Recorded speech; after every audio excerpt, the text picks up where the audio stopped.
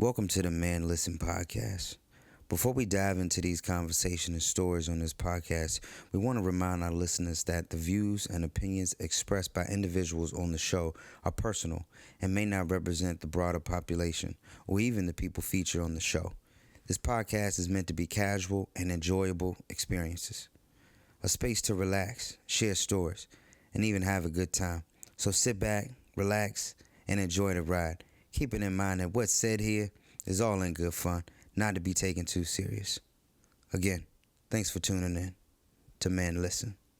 Welcome back. Hey, man, we got another one. Hey, first, before we even get started, bro, I just want to tell everybody, my partner in crime is sick today, so if the cast looks a little different, that's okay. We still the same. Like always, I'm your host, Branch, CJ, and this is Man Listen, the podcast.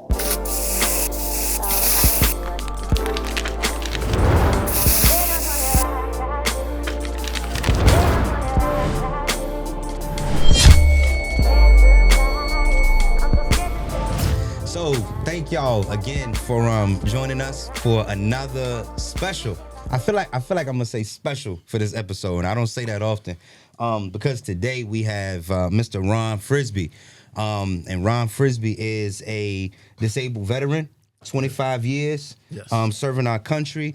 He is an advocate for youth in foster care. He is a businessman, business owner, Yes. Entrepreneur, and he's also gonna be running for town councilman in Blackstone. So At large. Yes, at large. Yes. So before we get started, man, let's give him a round of applause for sitting down. Yes. He asked for this interview. Now he asked for this. He said he wanted to smoke, right? He said he wanted to smoke.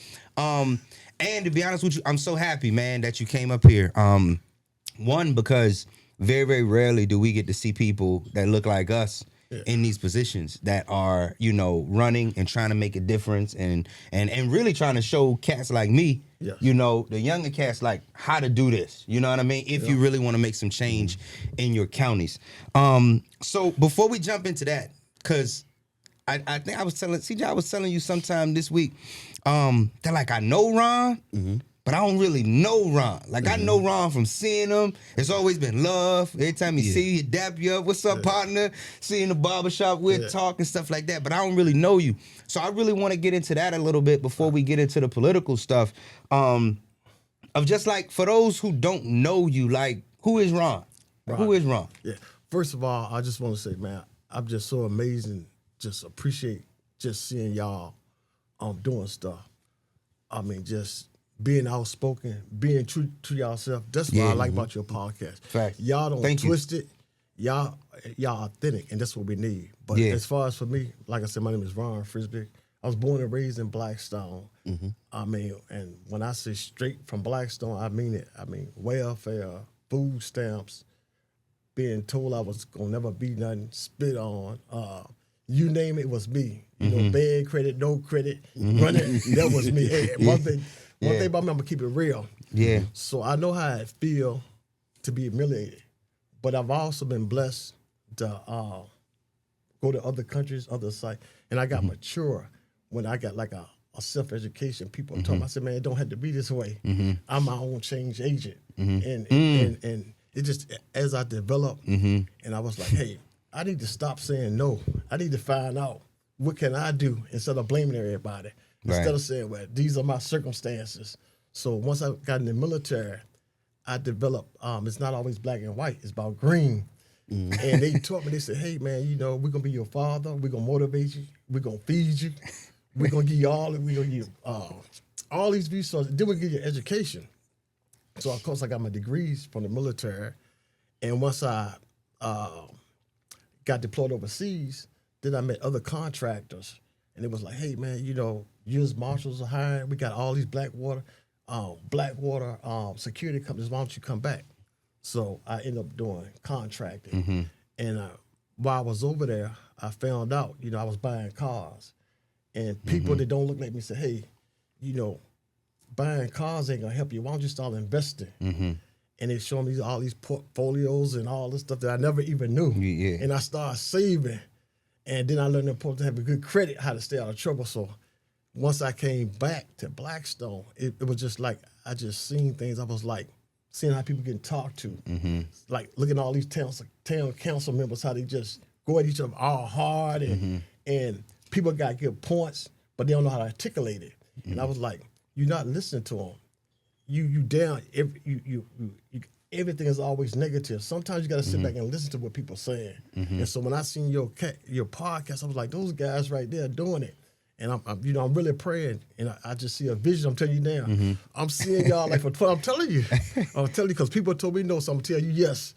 People are. Hey, that's what's up, man. I'm trying to tell you. I mean, believe in yourself, because if you ain't cheering for Raph and you ain't cheering for yourself, it's not gonna work. Yeah. I'm seeing us in 20 years coming back like the Breakfast Club, and I'm saying I told you so. I'm telling you, brothers. Hey, that's what's up. Right. So look, so let me jump on some of that stuff, because where did that develop it? And first of all, I love that saying. You know, when you said it's you had to stop blaming yourself. You know, like and like just bro, taking some accountability. And you know when you said change agent is crazy, because change agent is actually in my Instagram bio. Like that's literally what I call myself. Nice. I say I'm like the friendly neighborhood change agent. You know what I mean? Like, so I mean, when you said that, like a light bulb went off. Like, damn, that's literally what I try to do. It's like, and I was telling you before that I work with youth in foster care, and a lot of times, like, their situations are crappy. But it's like, it's still our job to make the most out of this right here. You know what I mean? It's like, you can have this many resources or that many resources. What you gonna do with it? You know. But what got you into that mind frame? Like, was it the military, or did you have that when you were younger? Like, were you always like this natural hustler, or was it like? Man, I just realized how being skinny and having a big smile was towards my advantage. Right. I was just like, I gotta use what I got. So I'm skinny, but I can run. So in the military, I was passing all my PT tests because I could run. I never had no vehicles, right? So I didn't know I was getting prepared to be one of the perfect fit in the military, because the military, what people don't know, is all about PT, being fit. If you can be, if you being fit, and then if you can basically shoot a weapon, and you know, of course, I could. People felt sorry for me through foster care, giving me a little BB gun. So me being by myself, I didn't even know shooting squirrels. I was preparing myself. So I'm like, man, I'm using this to work for me. Also, you know, being teased a lot in school, saying this, well, the military is all about mind, it's all about mental. So they was like, hey, man, don't nothing we say hurt you. I was like, you know, I was already prepared for this. So I just kept that same mindset through life. Actually, a good word of encouragement to other people. No matter what it is that you're going through, a lot of those things is actually for your benefit. Later on down the road, just hold on. And keep pushing. Exactly. Ron Frisby, he didn't accept the hand that he was given. Exactly. He made decisions that forced a redeal. Yes. I like that. And I mean, to be honest with you, man, it's so powerful, because like, I want, and I'm gonna keep saying this, I want Black and brown individuals to see what it takes to make the most out of it. Like, to do what you got to do to change your circumstance and not wait for somebody else to change it too. You know, so did you ever think politics though? Cause now you got the, you know, you running for town councilman, and it's like, yeah, Ron, that's cool. Yeah, you did all this stuff in your life, you know, because you know it's going to be people like that. Like, you went to the military, you did all this, but what do you know about politics? What does he know about, or in this day and age, do we need to know about politics? Because we got an entertainer, you know, in the White House. But I mean, do we need to know a lot about politics nowadays? But how do you feel now just jumping into this arena? Because it feels, or it may feel a little different. Well, once I retired from the military and I went back contracted, and I became a certified professional property manager. Okay. And those resources, I had to entertain a lot of people in the military. And my approach at first, the guy put me to say, I said, hey, man, you got to politic. I said, nah. He said, you got to learn how to get along with everybody to get these contracts. So I actually became a politician just through the military, getting all like the thing you said, the big was all for people with the food program. People don't know, I was the first one. It's called log cap, and what they do is like, it's Halliburton's a big government contract. They get all the contracts. But by me working for them, they say, hey, we got the Afghan come back. You the perfect guy. So once again, it was like some type of divine intervention, a little small town. Yeah. And so they sent me to Fort Lee. I was at Fort Lee first. And when they couldn't, Fort Lee didn't have people couldn't get on the post. I said, what about Fort Pickett? And so then we came to Fort Pickett, and them jobs paying like $400 per person. And so I was like, I just helped somebody. I helped the little small town. I was part of it to help the little small town. And we hired a bunch of people. Actually, my wife was in human resources. Yeah. So it was just it was politics when people kept on coming and say, why are you hiring this person with all these felonies on it? Ron, you got to start thinking how I look. I was like, man, I can't be myself. That person that you talk about was me. Ooh. Yeah.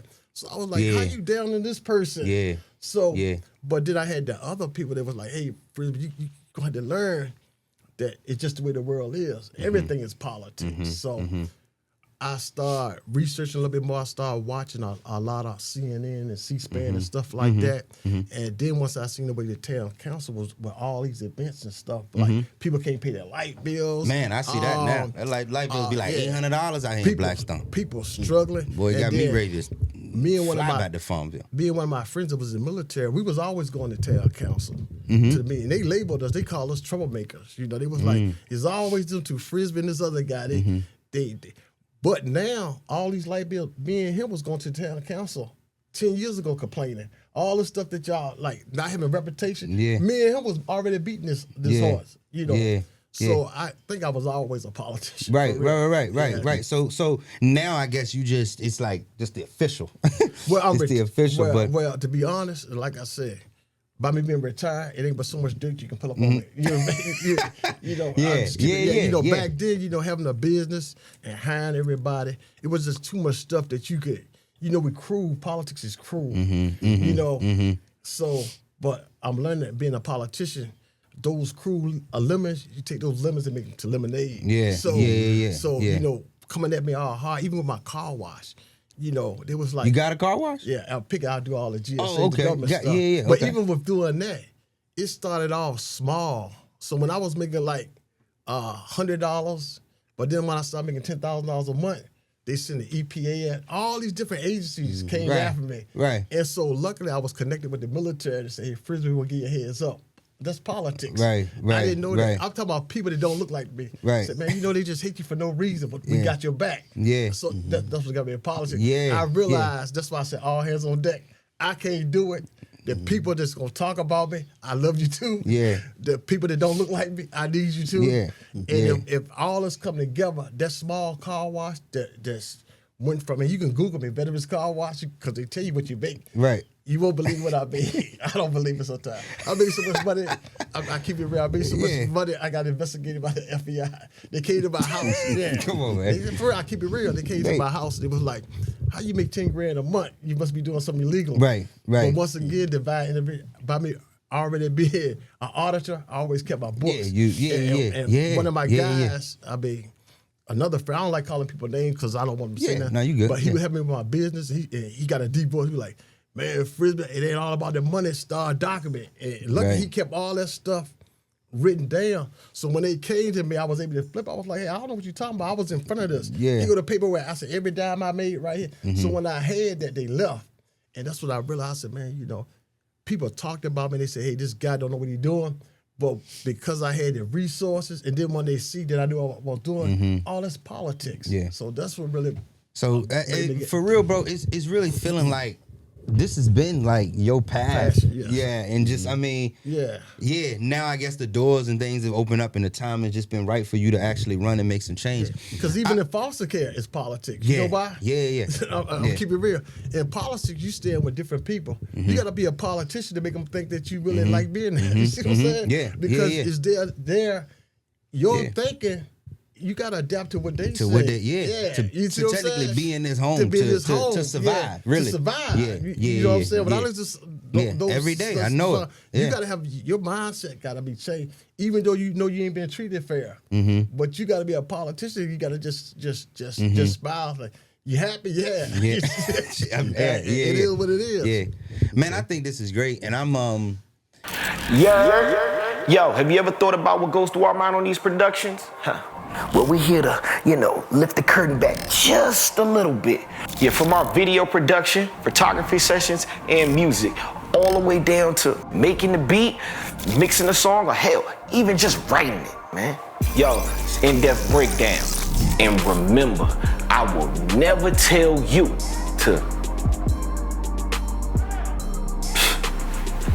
If it's not in depth, you just scratching the surface. So, what have been some of your biggest challenges just with being around here? Like, because I mean, you think about a small town. Yeah. Are people like jealous of like what's going on? Are people like? Do you get more love than hate? I get a lot of hate, and I don't know why. Because I see you helping everybody out. Not to cut you off, but I done seen you in action. Yeah, but literally helping people out, feeding people. I done seen you pull money out your pocket. Yeah, and help people out like all the what time. You need. You know what I mean? I don't tell it, but I just don't understand. I employ people, but I understand it's always you. It's like people wait for something to happen to me. Right. And I don't know why. I'm telling them like, but he think he all that because he got cars. Yeah. Well, what about the time I walked Blackstone? I didn't have those things. And what they don't know is I'm scarred for not having things. So me walking, had to try to walk to get jobs and stuff. My wife get on me now. I still got little kid stuff. My mother-in-law said, you just like a little kid because I put up like all the Christmas stuff. You don't know I never had Christmas. You see what I'm saying? So I'm still. I'm still at this age. I'm still scarred. So that's why I try to help people. But people don't know. People don't know my story. They just look at the glory, and being that they see the glory part is hate. Or he think he all that. What you be like? How am I all that? What do I got? Having a house, you can have a house. Hey, you talking Having right a car, now? You can have a car. Yeah. I mean, go in the military like I did. Get a night job. Stop saying no. Circumstances gonna be there. Yeah. I worked at out Fort Pickett in the military, and I had a Lexus, and I drove. I worked at Hardy at Wendy's at night. People used to come in and put me on Facebook. He all that, but he working at Wendy's at night. I don't understand the logic. Yeah. You working. I just don't. People be hating because you work. That's how it is. And then people like, he always buying new shoes. He think all that. I didn't have no clothes coming up, so why not? But if it's yours too, I mean, if it's mine and I work for it, I'd be damned if I'm a test. But what's wrong with loving yourself? I'm my biggest cheerleader. I just don't. But people, like I said, they dig up dirt, and I'm telling you, I'm telling y'all, when y'all blow up, keep receipts because they're gonna come after you. Yeah, and that's why I came on here first because I know they coming. I know they coming. They gonna try to find something. Hey, look, I'm gonna be honest, and look, that's why I told them boys a couple of weeks ago I couldn't run for shit. Yeah, because boy, they get to pulling so many skeletons out. Boy, it'd be Halloween by the time that's why my skeletons come out the closet. I don't need to be on nobody's Facebook, TMZ, the T app. I don't need to be on nothing. I can't run. I'm not running for nothing. Yeah, because even when I came, it was like bad. I said, man, them good people. I said, man, only every time I see those guys, they doing a podcast. I said, do you know how many rappers that's trying to make it might come in here and get on one, because everything is luck. All you got, the right person see something. It's getting that algorithm and somebody see it and you just never know what happened. Yeah. Which is kind of crazy that somebody would, I mean, I don't know who, but I mean, I would encourage anybody to do their research on us. Yeah. And if you don't want to do research on nobody, like I'm gonna look right in my camera, you can do your research on me. Yeah. And I mean, because I just stop right there. Yeah. If you need to know who I am, my character, my business, my track record, which one of my 5 degrees. I've been, running the foster care agencies for 12 years. Like, just punch my name in. But at the same time, you know what I wanted to ask you, bro? Yeah. Why you come back? Why? To me, that's the question. Is like, I came back because of my grandparents. Harvey Lee and Sandra. Them my grandparents. I ain't going nowhere until they don't need me no more. So I'm always gonna be around. But after that, man, bro, I am on the first flight somewhere. But and that's a good question. Because I said I'll never go back to Blackstone. But believe me, when you're away from here, I started missing the struggle. I started missing you ain't start missing no ramen noodles and Kool-Aid. I know for a fact. I don't miss that now. No, I started missing Taylor Bottle, man, wearing each other clothes. I started missing people that people say, hey, come and get a sandwich. Was it more that connection? The connection, yeah. Just that, because I started missing. That's kind of what it is too. Yeah, I started missing people like Mr. Tom Tucker, God bless his soul, said, man. Yeah. I see your car on the road. I'ma fix it for you. I started missing that. I started missing like Miss Marshall. They live in Telebasa. We used to go through the path, and they were like, they knew I was coming. They have a bologna sandwich. And I started missing the connection with people saying, hey, man, you know, we see something, you keep your head up. I started missing all that. You know, overseas, people didn't know me, so they assumed that I had everything together. And I started, my debates was, you don't know my story. You know, you got it made, you had all this. They thought I had support. They didn't know my story. So when I came back to Blackstone, I was like, how can I impact somebody else?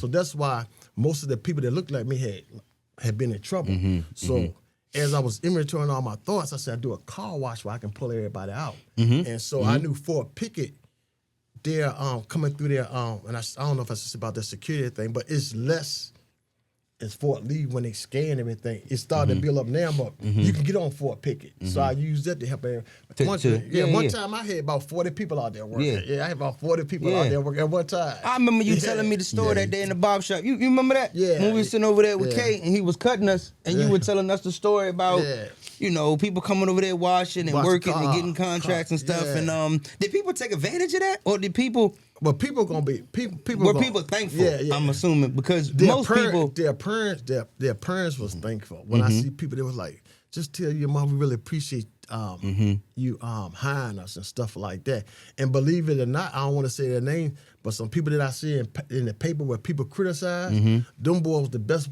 workers that I ever had, and they was hard.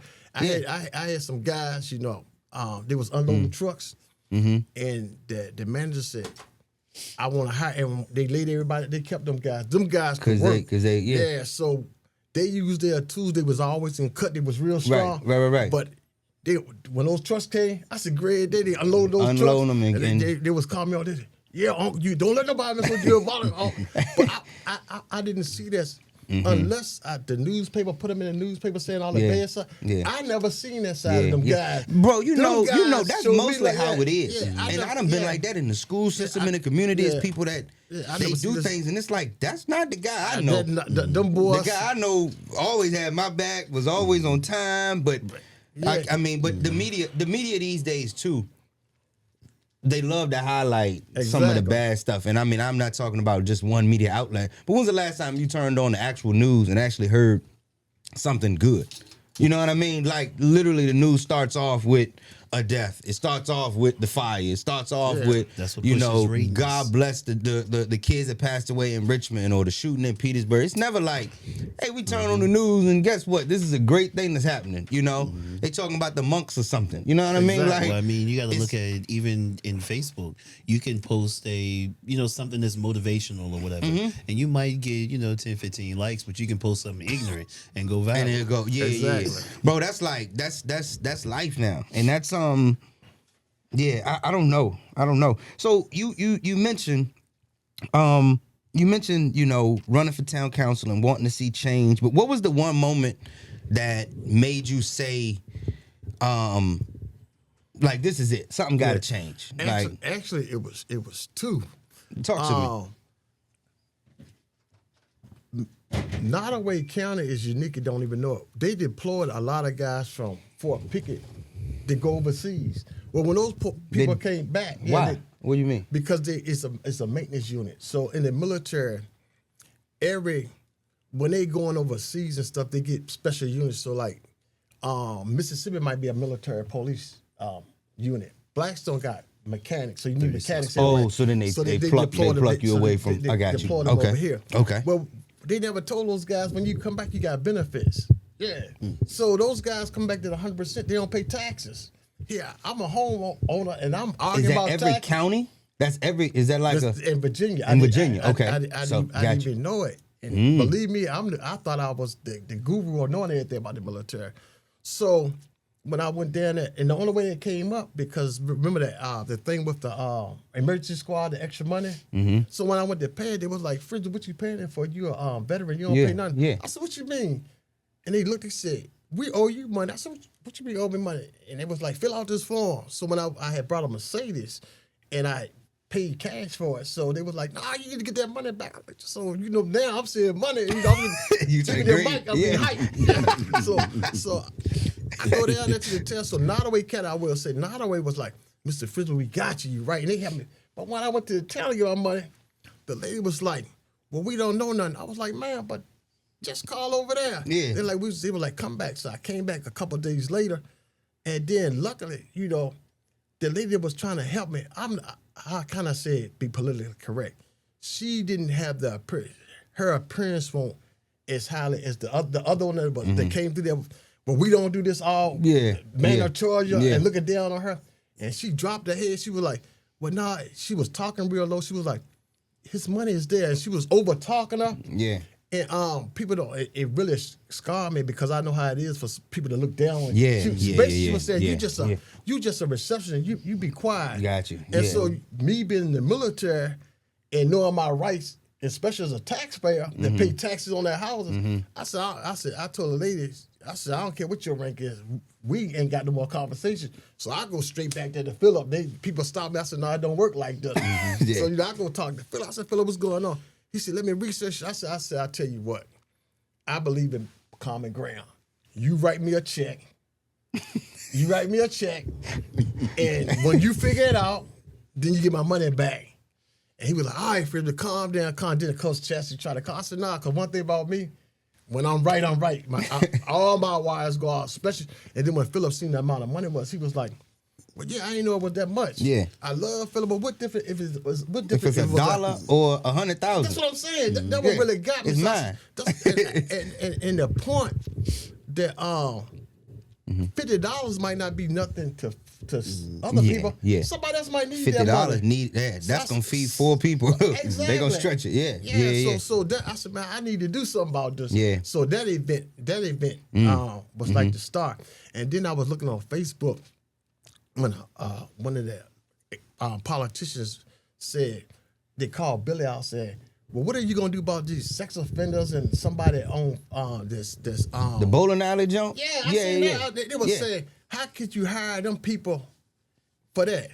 First of all, I knew them people, so I got insulted. But when it's gonna be to the point that they done did their time and they done paid their dues, they doing jobs that I wouldn't want to do. Why are we bringing stuff up? To me, that was apples and oranges to me. But I felt like their own elected officials that was in there, like whoever was over there, what you call that counties, their district or whatever. I know you're talking. They should have spoke up. They should say, hey, they should have spoke up. They should say, hey, no, this person right here done did their time. When are we gonna forget those people? Instead of putting them on Facebook, bringing up old stuff. I mean, for starters, they could have started with the fact that it's a real estate transaction, and nothing that he did bars him from buying or owning real estate here in the state of Virginia. Yes. Now, his conditions for release, that's something else. You know what I'm saying? If he's not allowed to be around kids and he steps foot on his own property, that's on him. He gets arrested. But, that was a real estate transaction. Yeah, but I'm not even talking about him. They was using the fact, I guess, because they was... The majority of Facebook was calling him out. They was like, Billy, why y'all calling him out when you got these two on there with the same, I guess he was trying to say the same playing field. What's the difference between this guy being a sex offender and these two guys already did this? I mean, he even said a level 3. I ain't never heard. I've been in correction. I ain't know sex offenders come in layers. He called them out. I didn't even, I was like, what's going on? And one thing about me, I keep it real. Yeah. So, I mean, I was like, man, this guy right here, you bringing up old stuff, you using this person to try to, it's apples and oranges. So, things like that, and, this mouth can really hurt people. Saying that, the jobs that they doing is already worse enough, and you still call them out like that. I just really felt that their town councilman should have really spoke up for those guys. So that's why I said I want to be that voice. I see what you're saying. Because if it would have been me, I would have called that person out on Facebook. I said, first of all, stop putting people down. That got to see if they working in the town council, guess what they doing? Paying taxes. So why not look at that part? You see what I'm saying? Look at the beautiful part of the road. Stop looking at the thorns. You see what I'm saying? You criticize these guys working. And I wouldn't do it, but I ain't gonna never say. Hopefully, I don't have to do it. Yeah. Right. But those guys out there, the rain, sleep, picking up trash and stuff, and all you got to do is try to criticize those guys. Yeah. So that would really. Do you think your authenticity and just like your connection to this town is gonna help or hurt you? Because both sides. And I'm being real because most of the time sometimes it's really not like what somebody's saying is who's saying it. Exactly. And I done noticed that a lot. Exactly. Right? Like, exactly. I think I'm a pretty, smart guy, right? Yep. I done studied, I done worked hard, I done learned a bunch of different stuff. Yeah. Sometimes people don't like hearing things from me because it's coming from me. And I it's understand. not necessarily the message. You know what I mean? But how do you think that's gonna play into the role of you in this role right here? It's funny you said that because people was like, that's Ron Frisby. So I said, what I care about that? He got a podcast, and it was like, throwing all the garbage on him. I said, why you trying to tell me stuff negative about this brother out here with a podcast that can bless all us? He trying to put food in all our table. He don't charge nothing. He welcome you to come down there.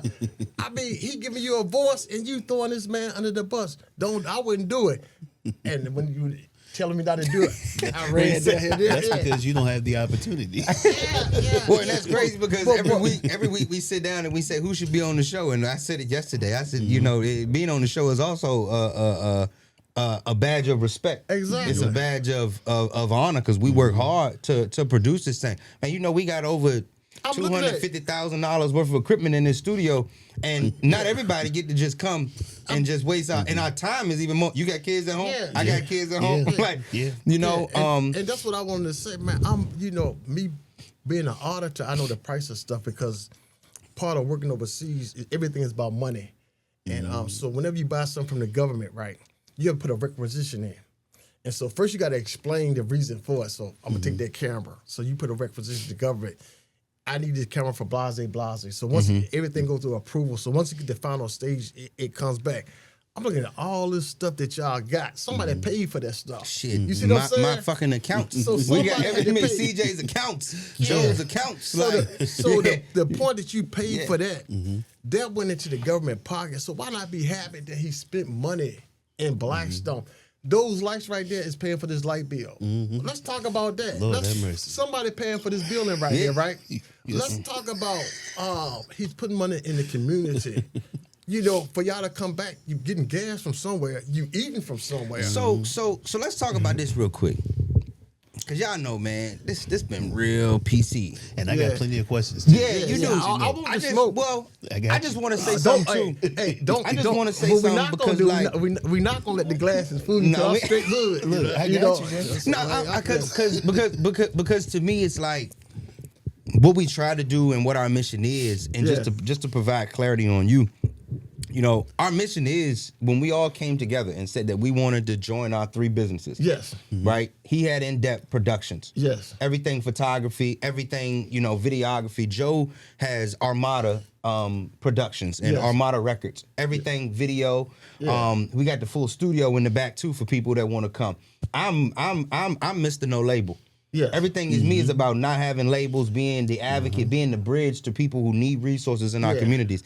You know what I mean? So when we say, we're gonna bring everything together to make it, man, it's a whole lot of stuff. Man, again, CJ's doing headshots for people. He does weddings. He does, and when I comment on that? What on the picture? The headshot? Where the headshot at? Matter of fact, we're gonna get Joe. We're gonna get Joe to drop it down here when nobody never told me the gift that this brother had. But what? That he took my face. I'm about one of the ugliest people, and I said, "Great!" I couldn't believe it, but I never heard it about. Prime example. Oh, that's what I'm saying. Prime example. Yeah. Nobody never told me the flowers that you got. I mean, I'm amazed if I'm successful. Doing this. No, it's no if. If when. Yeah, when I we get don't successful. Say if. Yeah, you think I'm not gonna bring y'all with me? You think if I need a campaign manager, if I need a photographer, who the first person I'm gonna get? You see what I'm saying? Yeah. We're gonna pull each other together. So I just don't understand how we gonna make it if we don't support each other? See, that's my thing too, bro. I look at a lot of things biblically, and the way I put my business together, everything is Bible based. I pray over everything. Yeah. But with regards to that, when we look at Jesus, in his own community, they looked at him as just the carpenter's son. Exactly. You know what I'm saying? He didn't get that respect at home, that he got elsewhere. You know what I'm saying? So that's pretty much the way I look at it, man. But we do need to come together. We need to support each other. I'm not a backbiter. I'm not the type that's gonna gatekeep. I teach other photographers. Yes. I lend equipment to other photographers, local photographers. Exactly. I help them with their price. He done gave me equipment to use. He done taught me what to do with my cameras. Joe's so amazing. Joe don't even like being on camera. I see. Joe 10, 12 years ago. Listen, Joe shot all my videos, recorded 3 of my albums. Anything I need Joe to do, it's like all Joe tell me to do, put it in 24 frames per second, put it in 24 frames per second and send it to him, and I'm gonna make it work. Joe is what I mean? Yeah. So you got you're a singer? I mean, we make music. We entertainers. We branches. We branches. I mean, I do a little singing too. We branches. I'm gonna let you know. Everybody come to see you. Oh, this hey, don't see what can happen. Go ahead. But I'm just thinking of all of the things, and had I really known you, bro. Yeah. Last summer I did a Fatherhood program. I would have been there. Man, right in this studio. I did a 5-week Fatherhood program. Joe came to every session. At the end of it, we did a daddy-daughter dance. Brought the community in here. Yeah. I got 4 or 5 fathers. We went to K1, got some haircuts, got them free clippers, a bunch of stuff. But you know what it came from, bro? The relationships and the connections and the contracts. I got a contract from the local Department of Social Services. See? Paid me flat out. Boom. Go do everything for the community. So I'm kind of tapped into what you're talking about. But now that we talking right now, I feel like we're gonna be having lunch once a week, dog, so that we can really, because I'm the type of person, I got a growth mindset, bro. And when you say green, the only thing I can think about is my daughter still need to be in private school. I like paying for that truck I got out there. I like taking trips. You know what I mean? So I'm wanting to say, bro, if you got some skills or you got something that I'm picking your brain. Exactly. I never understood why people need to step on somebody else to get taller. You know what I mean? You don't have to. But this is what I will say about picking brain. You'd be surprised who out here, if they knew you, wanted to help you. Because I'm telling you, when I was overseas, there were people that looked like me that said, "Hey, Frisby, you've been over here 7 days a week." Because I couldn't type. Now I can type, but I couldn't. When I got the job over there, I had to wait on my security clearance. So I was waiting. I was like, man, I done told all these women I'm gonna do this and I'm gonna do that, and the money ain't coming, so I had to wait. And he was like, "Well, you over here 7 and the guy called me in the office. He said, project manager. He said, Frisby, you've been over here 7 days a week. He said, why you grown and get on this computer? I said, I'm not computer literate. He said, next time you said, I'm gonna send you home. So I got on the computer and I just learned how to doing stuff repetition and learning the keyboard and stuff like that. And when I got that first check for $9 grand, man, I started typing. Man, fingers got to work. I said, man, I can do this stuff, man. I said, Hey Joe. Hey, he looked at his hands like Dr. Strange looked at his joints after that. He said, I can do this. I went from in typing class in school doing like this. He said, I can do this. Like Tamika Coleman was right beside me. I don't know if I said her name. And we was typing. I'm like this. Everybody laughing. I'm typing. I was like, because you know why? Nobody sit me there and told me how important typing was going to be. Prime example. What I care about typing. Now, I bet you it was a basketball or some crazy stuff. I bet y'all it'd have been more seasonal. It'd have been more appetizing to me. People, you need to learn how to type. You need to learn, because when you type their resume up and when people see me type, they look at me different. I don't even recognize. I don't even. They be like, you know how to type. I've been doing this so long. It's sick. Why are you saying that? A lot of these things that you learn, I mean, to me, and what I'm hearing, right, is like the military was like one of the best foundations that could have. Divine. Like the military was like, had you not gone to the military, probably be tricky. Like, man, I'll be like this up in here with a 1609. Come on, man. I can't do my job. You can type my name up, and I have a precinct report. I have a whole track. So the military saved your life. It did. Military saved your life. It really did. Because it took me away from here. And then I just got lucky, divine. I got around people that was like, hey man, you were sent here for a reason. You know, going to Fort Leonard Wood and just seeing stuff that I never seen before, and then getting shipped straight overseas to Iraq. Right. Out of all places to go. Yeah, you went straight to over there. I said, man, this is some crazy stuff, right? You know, you know, just seeing it. And then by me being an MP, right? What's that? Yeah, military police. Oh, okay. So gotcha. military police, like we secure their grounds and stuff. Right. But I get to meet the local people. Okay. So I see everything in Afghanistan. You know, I see it. I'm doing convoys and stuff. Yeah. I'm taking civilians back and forth. I'm seeing the worst of the worst. I'm seeing people in the same uniform I am throwing food to the local people, and they so hungry they go and get it, and we taking rubber stuff shooting at them. I said, man, that ain't funny. You know, I said, 'cause, man, one time somebody had to throw me cheese and stuff like that. So, you know, part of military, and I wouldn't be talking about it if I'm still, you know, I'm trying to catch myself. Still there. It's still there. You know, it's like I'm military, but at least I'm cognitive enough that it still scar me. Yeah. So I give it to you, man. You need to you pulling it out, me, bro. No, you pulling out the pain. Bro, I'm so like. You real, you pulling it out. It's so authentic, and I think that's sometimes what we miss in these small local communities is like, I think some people be looking at like the bigger politicians, and they're really missing the mark here. Exactly. When, you just need somebody that's real that can reach these communities, that can reach these people, and like make a difference. But you was about to say something. Yeah, I was gonna say this is perfect segue because like I said, I do have some questions, and here at In-Depth Productions, one of my slogans is "Let's go deeper." Yeah, go ahead. So Pause. Pause. So look, I'm listening to your your military background. Understand that you are a fighter. You know what I'm saying? You fought for your country. You're willing to fight for your community. You went and you fought for your money. Yeah. Let's just keep it real. Because of the skin we wear and knowing that you are a fighter, can you be billed as an angry black man? All the time. I've been told that. So when it comes to these town council meetings and stuff like that, are you going to be one to keep a cool head and try to keep everything together, or are you an agitator? Because, you know, the reason I'm putting it out there like that, because, you know, people that don't look like us, you know, oh, well, he's just an angry black man. He's going to cause problems. You know, he's probably going to start a fight up there at town hall. All right. Well, let me get my politician move on. I appreciate that question. All right. I appreciate that question.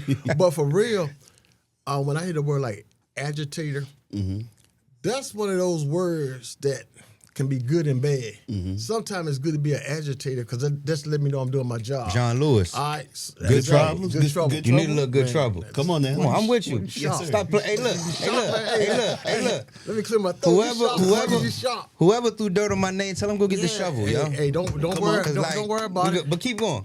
But so being an agitator, and I tell even good supervisors, you know, I can't be your supervisor if I'm telling you you're doing everything correct, and I know you ain't doing it. So getting on that town council, believe me, and everybody know me, I'm not gonna sit up there and dance to the wrong music. I'm not gonna do that. All right. I mean, and I'm a dancer. Anybody that know me, but I can't. I just can't dance to the wrong music. If you're wrong, I'm gonna have to call you out. Yeah, that's a fact. And, you know, and there's certain things on there that I see people just don't say. And I like, you know that ain't right. You know, people coming in there talking about they need help for their light bills, and you just looking at these people like they begging. Man, do you know how it's hurt for them to have to ask for help like that? $893 for a light bill in Blackstone. I understand having enough if you got the resources, $900 is not like. So I understand why you don't vote like that because you never ate off that table. Yeah, everything you ate steak, so you can't vote for pork chop. Yeah. But the man is on the town council that's not voting for them pork chops, and you don't eat. I got an issue with you. Yeah, all right. Because you're supposed to be fair and consistent in doing the right thing. You don't have to be an agitator, and you don't have to be all unprofessional. But you gotta be what people hire you for. You already, if it's not right, it's your voice to say. I might be the only one that voting on a certain. I don't care because I ain't got nothing. I ain't got nothing to lose. I just want to be. But that's the only thing that what you say about the town council about being an agitator. Sometimes there's nothing wrong with being an agitator, as long as I don't go I don't go looking for nothing, but I ain't gonna run away from nothing either. if it happens. Yeah.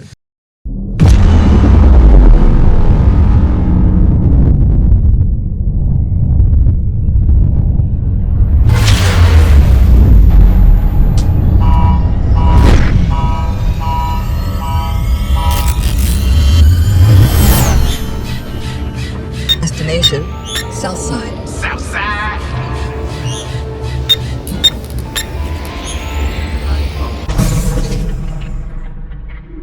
So as a follow-up question to that, what does success in Blackstone look like for you? And what do you like in this role? What do you really want to accomplish? Man, because I don't want this to be like a checkbox for you. Yeah. Because you don't seem like this is just a checkbox type of guy. Yeah. You seem like I'm gonna do this for a specific reason. But what does that success look like for Blackstone? Because I think it's a lot of things that they're working on that I would love to see expanded upon. Starting off with the children, forming something for like the kids to do. And the reason why I tell you why I know it's important. When I came up, we only had one court, and we had a coach like Coach Hanley was in charge of putting the basketball courts. But he was told some days, you don't do it because they ain't gonna do my leave trash out there. But he would explain to us and put it up. Now when I look and I see basketball courts everywhere, I said, man, something good happened in Blackstone. Somebody done spoke because now it's 2 courts up. So I know what progress look like. And I know, if we can put basketball courts up, we need to put other things up that engage people from getting them out the house and just, I don't know if it's a finance thing, not having security there for them or what. First, we need to find out what resources that we got. What is everything's about money. So we need to find out, okay, how much money we got and how can we use this money? And, for some people, using the money for like basketball courts, swimming courts, and helping people out might not go well with them. So I guess one of my challenges is going to be trying to figure out how can I convince people that don't eat steak, how people that's only eating pork chop feel. I guess this could be one of my hurdles. Just to really, to me, that's a form of empathy. Yeah. Being able to put yourself in somebody else's shoes is called empathy. So No Label is about mental health and deep into mental health. Has the town ever allocated any funds towards mental health? Because it's good to have 5 or 6 basketball courts, but if we don't change the mindset of the people on those basketball courts, then we're back in the same place. And mental health is really connected to me. It's the real personal. I like to see an investment there. Yeah, I understand how mental health can affect families, and real bad. I mean, mental health is directly, or I should say the other way around. The outcomes of success is directly predicated on mental health. Exactly. You cannot have successful outcomes in no town, no city, no state without having the appropriate resources and services there to support the mental health of the people that live there. Outside of Crossroads, what is here in Blackstone to support one's mental health? And that's why we need more people like y'all to start asking these questions. Because I'm getting the old folks tax bracket. It's gonna take y'all to put this stuff out. Because did y'all know that as of next year, as far as like food stamps, if you're a foster kid, did you see that? They're cutting those food stamps back. No, I didn't see that. I don't know, maybe because I just watch stuff. Like when I see these representatives and stuff, I see things different than the average person. Everything is about money. What we're gonna use this money for? What is the best interest? And the sad part about what we use the money for is how does that money affects me? So $1 million on a golf court might be better fit for my project than $1 million on somebody that's hungry. You see what I'm saying? And so how is that impacting us? Well, it's impacting us because you taking that $1 million, not putting it in the community, putting it in the poor communities. Either way, it's gonna impact you one way or another. Because if you don't get these people jobs, and if you don't start educating these people, you don't have no type of library for these kids. You don't computers. Some people don't got internet. I don't understand. One of my things that I've always said and I always tell people is that little angry people turn into big angry people. Exactly. And I always say the reason that I really love working with these kids, and I've been doing it for the past 12 years, is because I didn't have the connection piece as well as I wanted to when I was younger, like with my father and things like that, which had kind of fostered a little bit of like resentment. Now my grandparents took great care of me. I mean, Harvey and Sandra, damn, I lived like Macaulay Culkin. You know what I mean? Rest in peace to mom. You know what I mean? Like I lived a great life, but that connection piece I was missing, which fostered a little bit of like anger in me. And I knew that like I was a little angry guy and I turned into an adult angry guy that I had to work through and process through and go to my own therapy and things for, which is why I believe so much in the resources that we need around here. Man, when I talk to you, I said, who is this pretty? Because I knew it's dead. I said, who is this pretty mom? Because I was Pretty Ricky, what they call me. Yeah, but when I was talking to you, it was something about you that. Because I was one of those guys that thought you had a silver spoon in your mouth. Because every time I seen you, you were looking so happy. But when I said we was talking about something and I seen your face drop, I said, man, he been impacted too. So it's funny how you told me the same thing. And that's what people don't know. See, even me, I'm thinking that you just had everything handed to you. Because even with the studio, I didn't know. I thought that the branches brought you. See how we are? Didn't know that you got this from the rough. Perfect example. Perfect example. I ain't look at, why shouldn't I give you the chance that you did your due diligence to get this stuff? Now, I just, what I automatically do. See what I'm saying? And that's the issue the issue that we got. But at the same time, too, it's like a silver spoon don't heal a broken heart. You got to tell me. You know what I mean? So like, even if people have it all or don't, because I'm one that looks at the whole, I'm such a holistic person, bro. I look at, the mental, the physical, the emotional, the psychological. I look at everything. And I tell people all the time, you go to the dentist, right, to fix your teeth. Right? You go to the optometrist to work on your eyes, right? You need to find therapy. You need to find some connected resources to help you with your brain to keep your mental on. Like, I'm always that person. You know what I mean? But at the same time, too, like, and you probably know it, just with everything that you're doing, right? And I'm sure CJ sees it, Joe sees it. Bro, you said it earlier. They don't see the struggle. They see the glory. You know what I mean? They don't see that, man, I had to walk through, you know what I mean? Bro, y'all know I sold my living room furniture. See? Joe, the first episode we shot, I told them boys, we shoot next weekend. I done already sold my furniture. We shot in my apartment. See? I ain't had no furniture to sit on, nigga, when we was done shooting. It was like, all right, the guy's gone. I'm on the floor watching the basketball game. But nobody saw that. Nobody saw that you were literally, you know what I mean? Like, again, I digress. I digress. You making my mental. Because I also remember the days too where, again, I didn't have that physical struggle. God bless my grandparents. You right. There weren't nights where I went hungry. I didn't go hungry. I didn't have none of that. Right. But again, we were all missing something, bro. Like we didn't have it all, and I think about them lonely nights I went to college and you're right. I had to work. Right. I got literally $75 in my account and it's like, this joint got to last another 3 weeks. Right. And I'm living off of 2 meal swipes a day. And we we get it.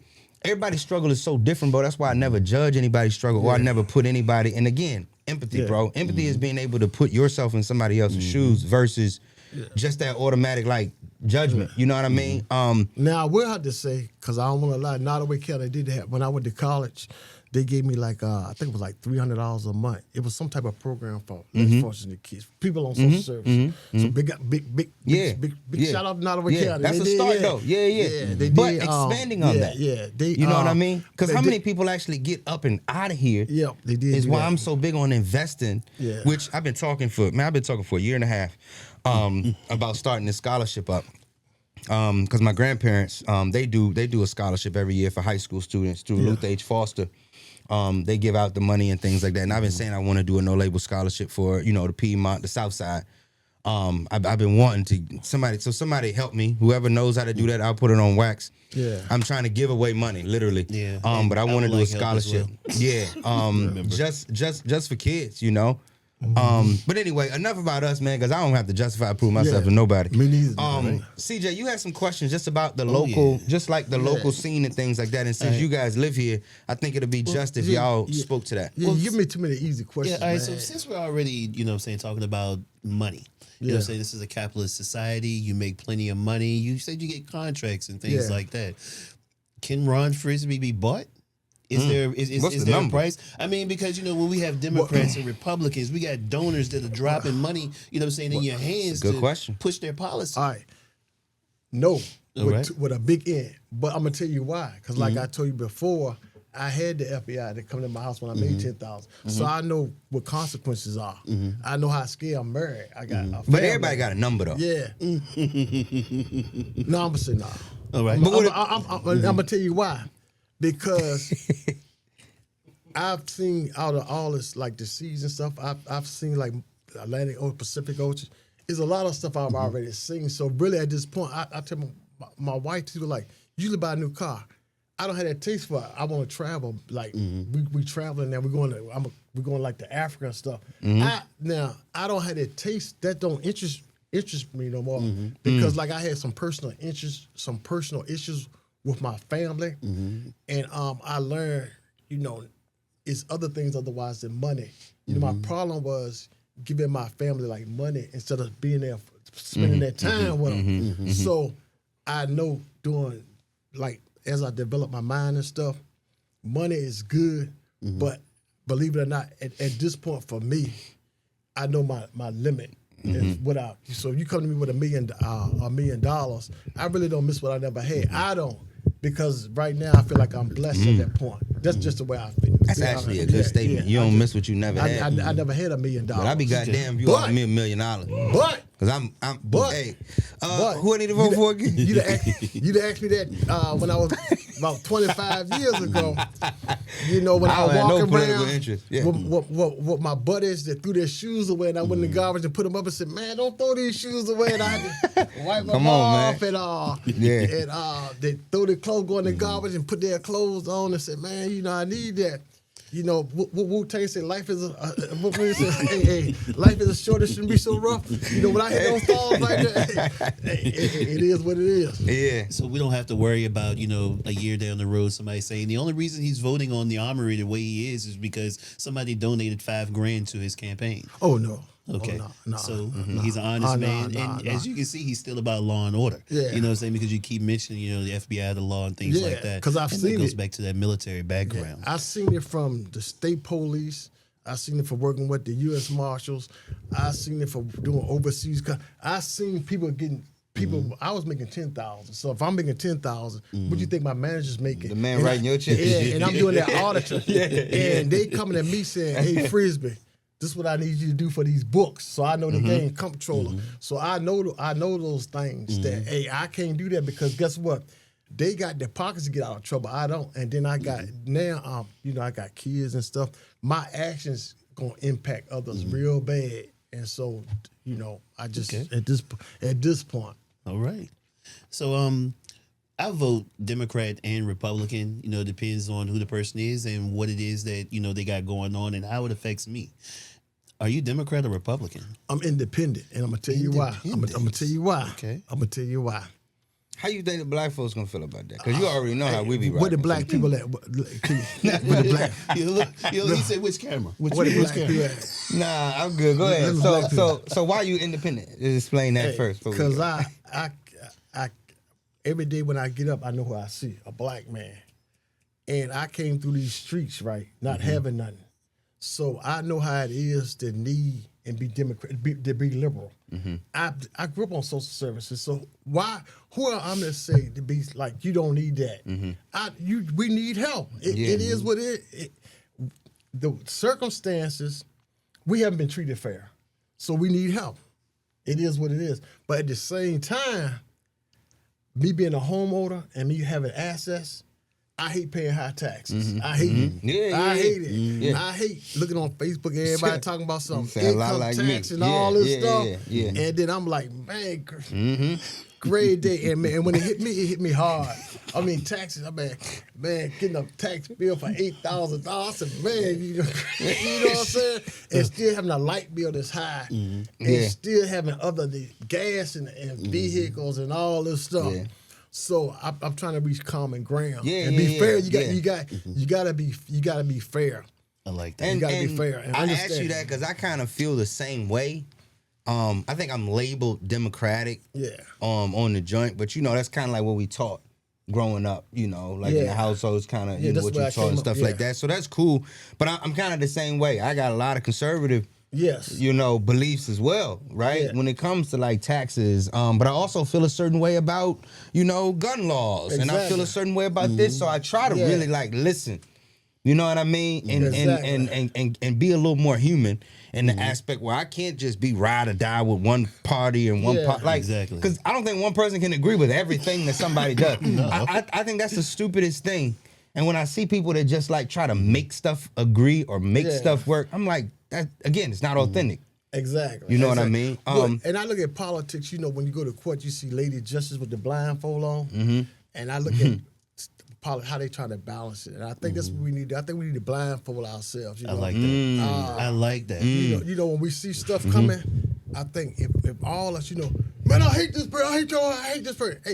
Hey, pump your brakes, pump your brakes and blindfold yourself and listen. Listen to that person. You said that earlier. That person that's saying, I love this flag, I love this. You gotta listen to people, and then you gotta talk and say, hey, this is why I don't like it, but I still love you. You see what I'm saying? Right. And you never know.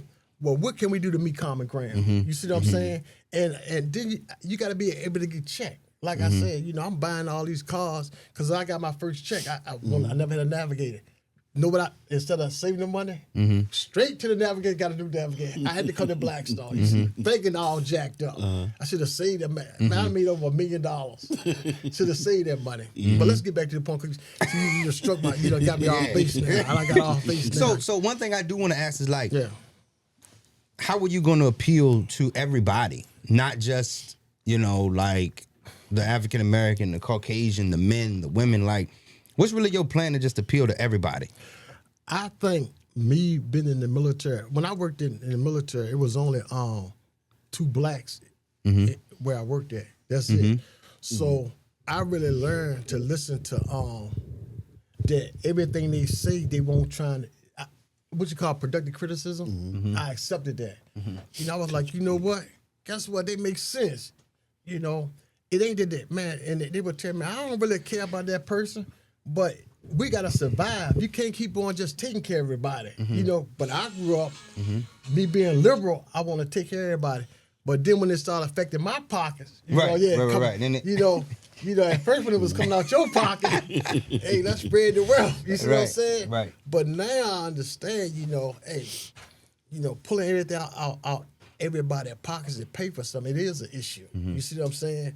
So that's where I gotta try to figure out how we become, common ground, saying, hey, I respect your voice. I expect why you don't want it, but I also understand. I also follow you. I follow you. I humbly disagree with you. Right. I follow you. And that's what we gotta. I really like. You said something today that really just. Because I use concepts like the 6 thinking hats and, all of these theories. You know what 6 Sigma is? Yes. You know that? Yeah. Yep, I'm yellow belt. See, there you go. A lot of people don't know that. I don't. But I use some of these theories and models to like to kind of guide your decision making, to guide the way you make decisions. Because I feel like as humans, it's always so much emotion in decision making that it's hard for us to really make rational, good decisions all the time. So that's why I love theories and models. Exactly. Like a model of how do I make a decision? Does it feel like this? Yes, keep going. Does it feel like this? Yes. Exactly. Because it really it takes away the emotion, it takes away the bias.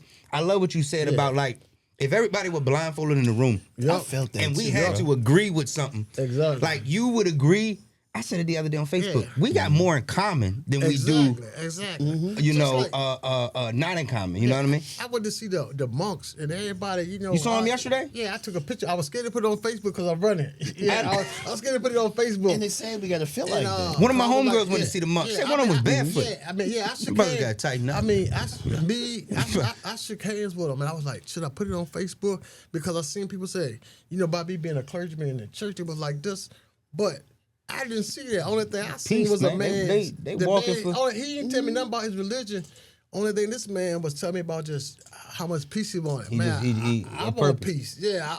So, but you know, that's just a prime example of the questions that y'all be asking. You just. Do I say this? Do I take a picture of it? And I'm not appealing to you. I'm not appealing. Or do I don't take a pill and be fake? So now I'm being phony. So what I'm running for, because for real, I should have took a picture. Right. Because guess what? When you voting for me, you want the Ron Frisby that would have took the picture. So that's why I'm getting out in front of it. Because I'm learning stuff like that. Yeah. Do you think people are gonna allow you? You watch sports? So, man, I watch this basketball, football, yeah. So you know in sports, right? Yeah. Some teams a lot like the Steelers. Yeah. They allow you to coach for 20 years without changing. Then you got teams like Arizona who fire their coach every 2 years. Exactly. Do you think this is a town that will allow you to grow and to make mistakes and to learn and to kind of be your best version of yourself? Or do you think this is like, look, man, we got to get this brother out of here because he ain't. Because our people, he ain't dancing the dance. I hate.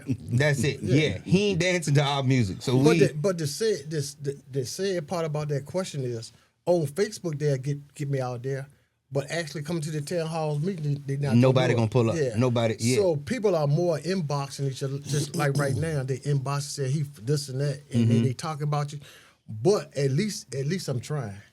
At least I can. That's the point too. You see what I'm saying? That's the point. They not gonna go to those town councils. Right. They gonna have, like I said, me and one of my friends. This guy, he took a lot of heat. He was like, I told y'all these light bills was coming up, and now people are inboxing about the light bills. You see what I'm saying? So, well, we got one more coming. So. Yeah, Billy already told me the next one. I seen this one at my house, and I told my wife. I said, you thought this one was cute. She said, I want to help you on the light bill. She said, thank you. I said, no, not this one's going to be the next one. I'm good. I said, not this one. Because the next one's going to be the big one. That I said, I'm going to get in front of it and let you know so you won't be getting upset. But yeah. So just with that question, and I know we bumping up against our time, but we got plenty of time, man. We got time to talk. Because I really want to. outside and I'm off. So on that question of people liking you or not liking you, how do you plan on serving the people who don't vote for you? Like, because you still have the obligation and the duty to represent everybody. If and when you become, that's an easy question because when those people ask me for those contracts, right, and I have to bid, and I've already served for people that didn't vote for me. When I get those people those jobs out there. I got you. It didn't benefit me. In fact, the way I'm retired, I can't make but I'm at a threshold at a cutoff. So all those jobs that I'm getting is not going to benefit me. Got you. I'm not elected official or anything, but I seen the people need. So I went down there and said, "Hey, I'll take the smoke. They get the contracts here." So, when you was asking me about what I do, that's what I'm saying. As far as I was never a politician, I was already doing those things about helping people without, having those titles and stuff like that. I was already doing it. Right. So the current leadership. Who's the current town council? You got. You have Lafayette Dixon. Yeah, he's the man. I like him. Have I like him. Eric Nash. We grew up with all of his kids. We done spent plenty of time at his house too. I like Dixon. Yeah. You got the Win lady. You got Miss Davis, I think her name. You got Miller. Yeah, Miller, Mr. Miller. And I think it's one more. Is it one more? So you'll be running for one of those spots. Still on there, how does that work? So you'll be running for one of the spots on there. And you got Chris Page. That's when you ain't got Chris Faye. I can't believe you forgot Chris. Yeah. Chris, shout out Chris. Yeah. Chris Faye. So my thing is, you run for one of those spots. Yeah, I'm running at large. Okay. And that means like instead of running from one ward, like I'll be at my voice like at large. Got you. What's going on, listeners? Before we jump into the next section of the podcast, we want to take a second to thank our incredible sponsors, No Label. At No Label, they believe in more than just clothing. We believe in empowering individuals to embrace their mental health journey while fostering a sense of community that thrives on understanding and support. Not only do we create stylish clothing and comfortable streetwear for everybody from men, women to children, but we also support our community through a variety of mental health resources and mental health advocacy. We provide vital mental health support in the home, school, and community settings. Our mission is to eliminate stigma surrounding mental health to encourage open conversation. So when you choose No Label products, you're not only getting fantastic apparel, you're contributing to a movement that promotes mental health awareness and support. Together, we can make a difference. For more information, please visit our website at www.ihavenolabel.com to explore our empowering clothing line and discover more about the mental health support initiatives that we're doing in your communities today.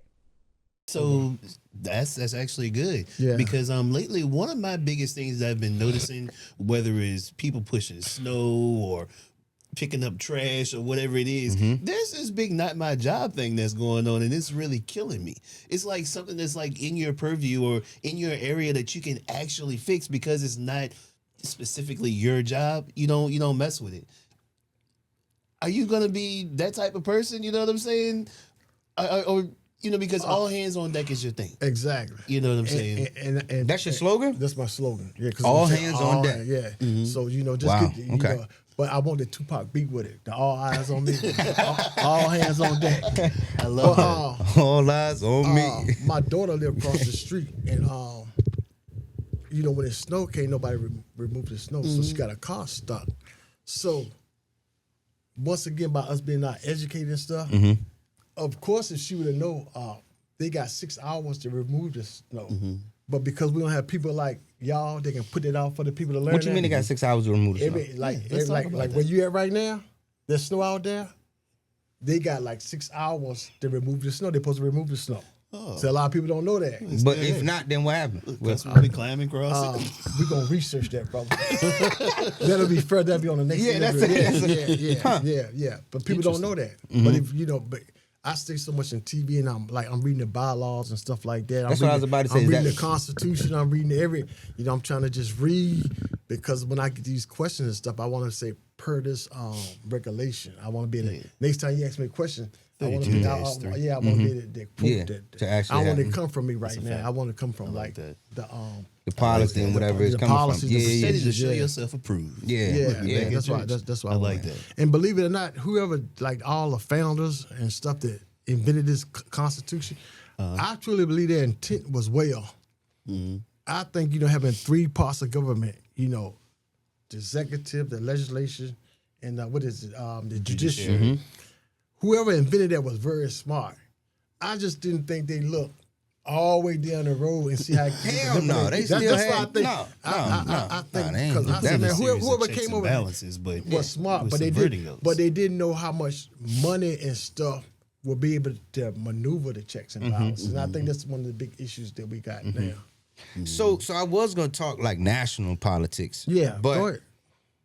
Ask me the big one. I'm also the big one. Well, I mean, nationally, like who do you get your influences from? Is it people in the White House now that you are influenced by?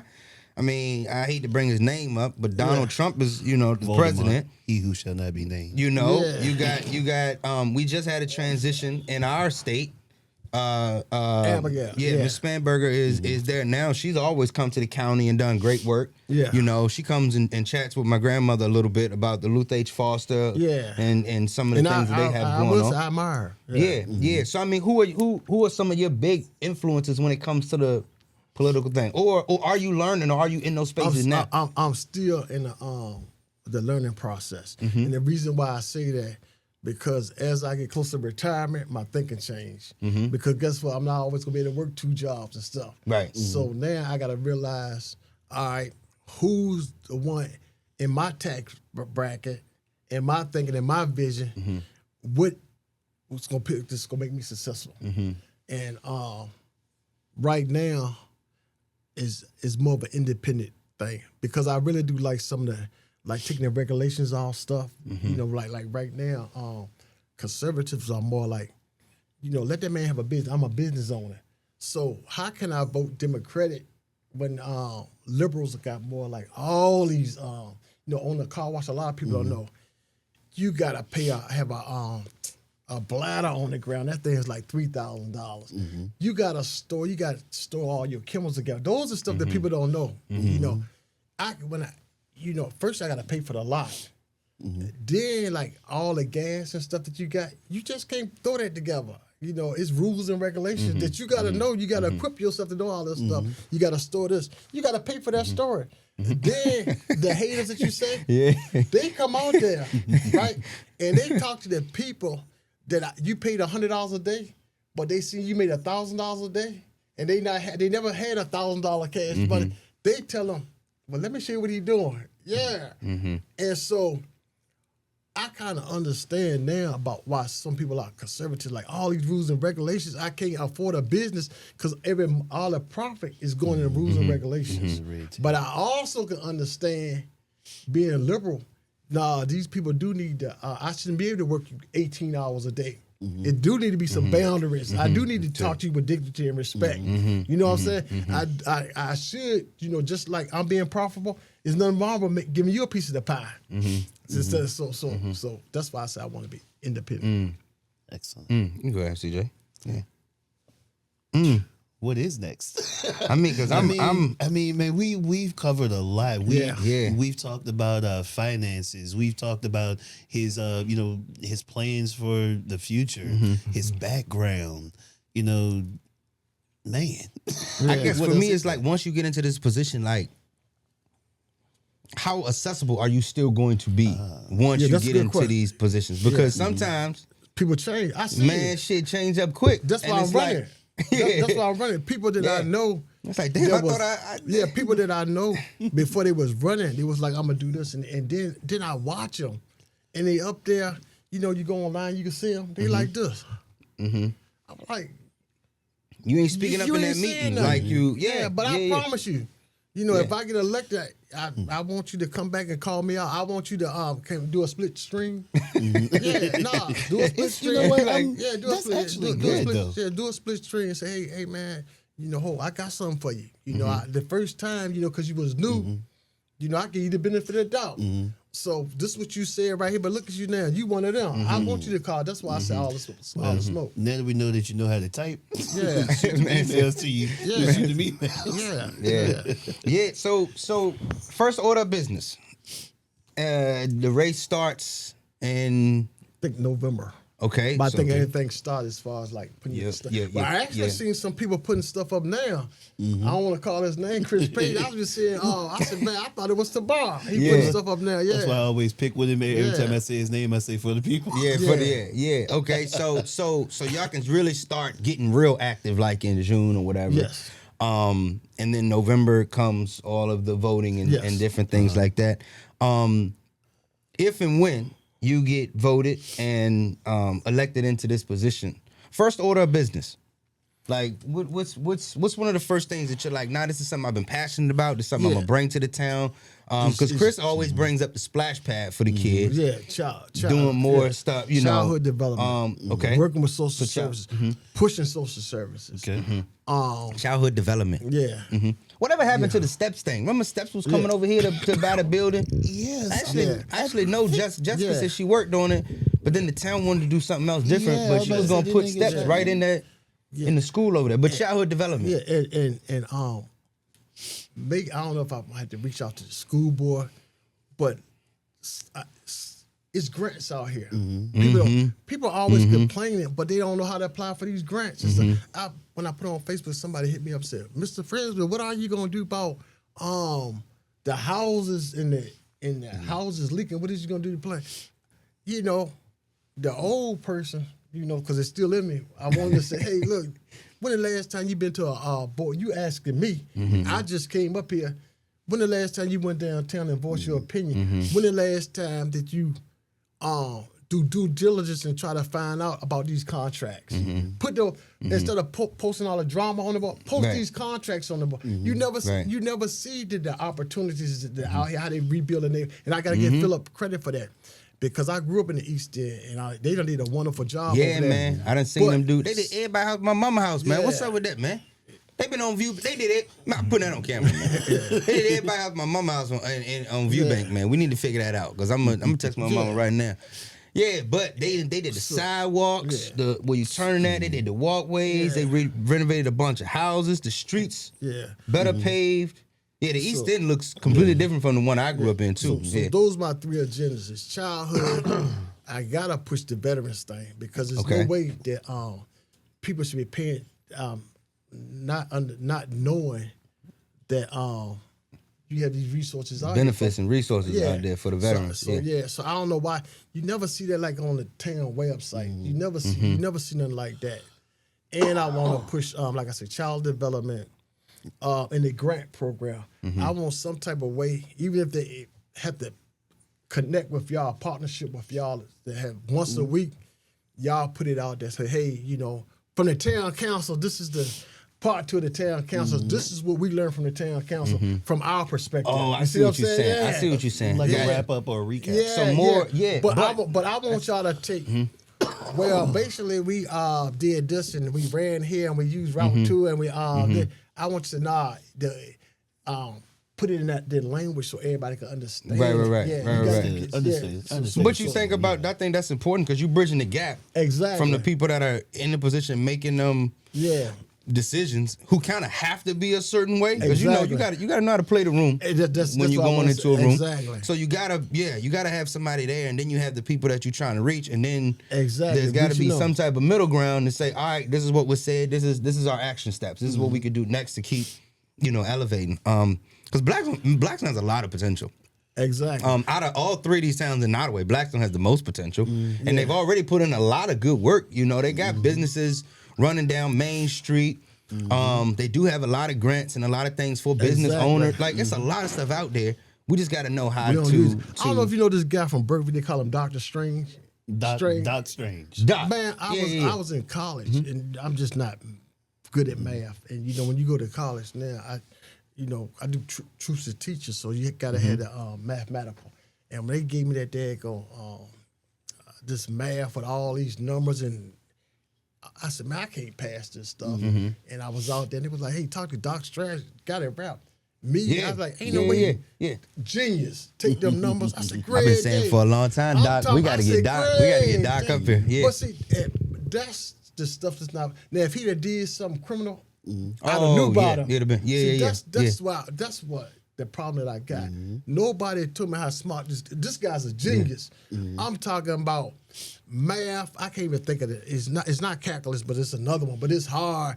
I mean, it actually. Shout out to Doc, bro. How many the Skittles? How many red ones up in there? Yeah, I mean, math is different now. Was it statistics? Yeah, statistics. That's statistics. I forgot I'm talking. Everybody, man, I forgot. Man, I forgot I'm talking to college graduates. Yeah, but statistics. Yeah, you know, and they get up there. And then I'm older, right? So I'm dealing with these people that is more that you can think. And it's going in my head like Charlie Brown. And I can't figure it out. But this cat, I'm telling you, Doc, shout out to this guy, man. I said, man, how you figure this stuff out? And you know, but once again, I helped him get the job out Fort Pickett. Right. See what I'm saying? So that's what I'm saying. If we could just use that same strategy, you see what I'm saying? And getting everybody in the room. The right room and stop judging people. Stop having your own vision instead of pulling the good part out of them. Hey, bro, that's I like hearing that. Yeah, you know, little do people know. One, shout out to Doc. It's crazy. Doc's son just finished up his senior year. He played. You know, I coach at the high school. See, I ain't even know that. I've been coaching for 11 years. Basketball at the high school. Doc's son just graduated. Wow, great kid. He was actually he was our all district player last year. Great kid. Still get to see him and stuff. But look. what I want to do, I want to wrap up. I want to wrap up on this story because I feel like we're gonna be having a part 2 to this conversation as we get along with this campaign, and we're gonna be following you around, bro. That's what I want. We about to Ted Lasso this shit. Like we about to cameras gonna be on you. Hold me accountable. But I want to wrap up with this story that CJ that you told me. It's funny because I was just about to mention that. And I don't know. Does Ron know that story? I mentioned it to him, but it was heartfelt, man. I want to wrap up with this story about, because what it does is it brings everything together, bro. On kind of what you were talking about of one, you never know who gonna help you. You never know who you gonna need. Mm-hmm. We talked about empathy today. We talked about so many things about just not judging people, picking people up. CJ called me and told me a story, bro. And y'all don't know if you heard. Had Joe heard that story? You want, man, yo, when you talk, but I want to wrap up, and I want people to, I want you to tell this story to the people, right? So that people can know how long, that Ron's been doing this thing to prove his credibility, because I'm all for him now. You know what I mean? And anything he needs, he has our support. Of course. But this story is really going to be like a microcosm of like how long he been just a solid dude, you know? And I'm big on, if you can't do, and I tell it to my basketball kids, if you can't do nothing else, bro, be a good dude. Exactly. I can teach you any skill you need. I can teach you how to put the ball in the hoop. I can teach you how to type. I can teach you how to write. I can't teach you just to be a good dude. Yeah. So I'm big on just being a good human, bro. I'm gonna piggyback on that. Also remember, when you talk about us, tell the good part. When you tell the story, the bad thing we do, tell how we help you out. Right. When people put stuff on and they talk about you, they're not gonna say, "But he did this for me." You never gonna hear that. That's why when you told me that, man, I said, "That's why I wear my glasses, because I didn't want to cry." But go ahead. So CJ, man, tell us that story, bro. See, everybody knows, you know what I'm saying, a little bit about how In-Depth Productions got started, you know, the SOVA program, the grant and all of that. But we got to go back a little bit further. When Ron talks about the contracts and stuff that he brought out here to Blackstone, I actually benefited from that. You know, I went out there to Fort Pickett. Matter of fact, heard about the position. I think I might have called you, or I might have talked to your wife too. You know what I'm saying? And they got me out there working with the VTHP, which is a video take-home package. At the time, you know, I was into photography, but using my iPhone, didn't have any thought of a business. I learned a whole lot out there, and I was like, yo, I can do this. I can make money off of this. I met my mentor.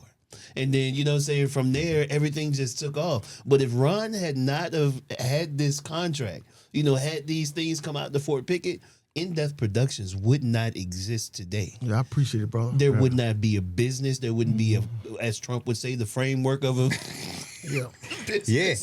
Yeah. It wouldn't have been none of that. Yeah. So what you did so long ago, I didn't even realize it until I got to thinking, if it wasn't for Ron, none of this would have happened. Yeah, so just stop for a second, bro. Just stop for a second.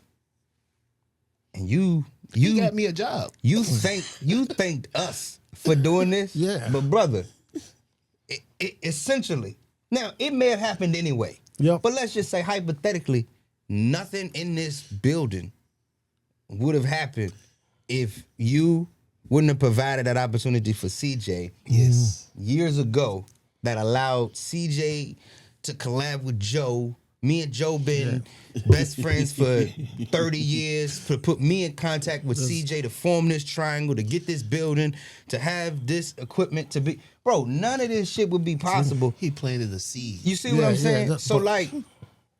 And I'm be honest, I was sold there. If I lived in town, I would have voted for you just off of that story. But a lot of stuff is like spiritual. Because soon, and then if people tell the truth, soon when I found out, I inbox people, I said, hey man, y'all need to be up here at 7:00 for the last contract came in.